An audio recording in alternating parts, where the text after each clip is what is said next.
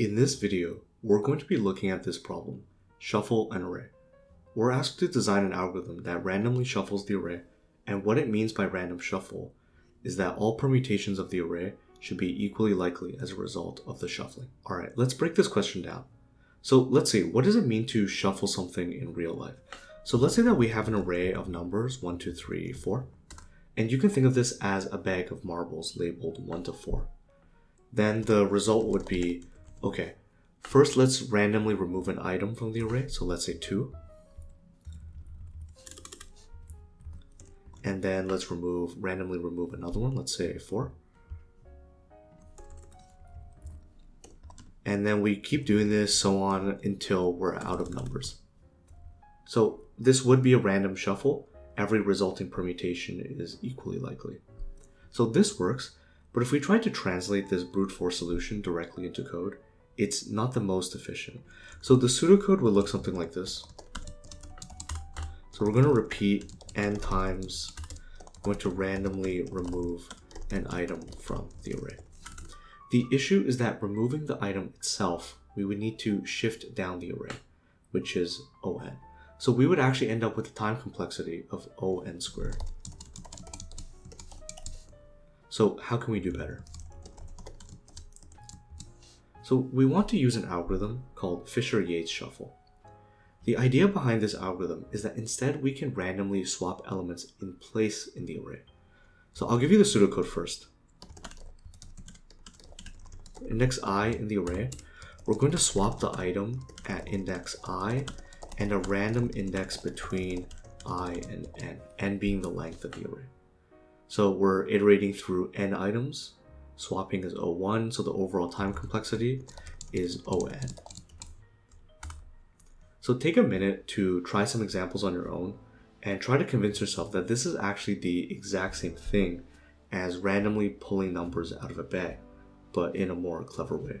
So the idea is that you can think of I as being the ith item being removed out of the bag, which means that the items from 0 to I minus 1 are essentially the items that have already been removed.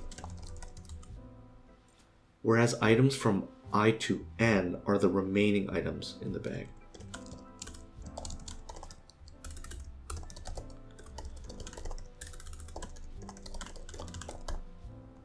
So then when we generate a random index between I and n, that's analogous to randomly choosing an item still in the bag. Alright, let's implement this in Java. This problem asks us to implement the methods reset and shuffle, where reset is going to reset the array to its original configuration. So first let's create a field called nums, and we're going to save nums so that we can return it in reset later. Now onto shuffle, let's first get this edge case out of the way, which is when nums is null. I'm going to just return null here. Then let's create a copy of the nums array. This is because we don't want to modify it directly, because then when we reset, it won't be its original values. Then let's iterate from 0 to the length of the array.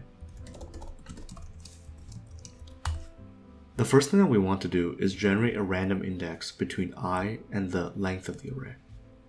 Let's create a helper function for this. Let's call it random range.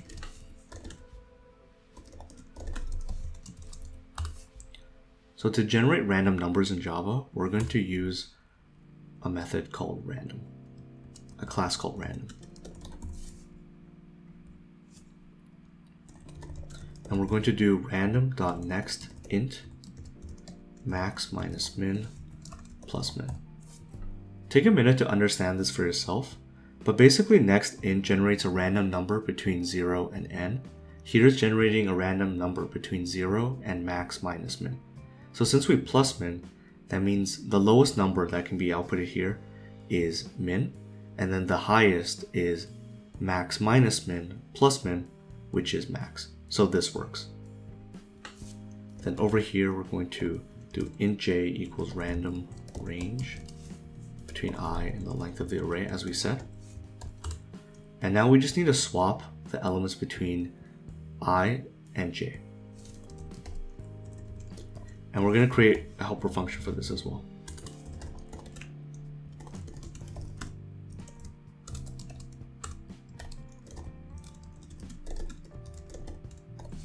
This is a pretty standard pattern. We're going to create a temp variable.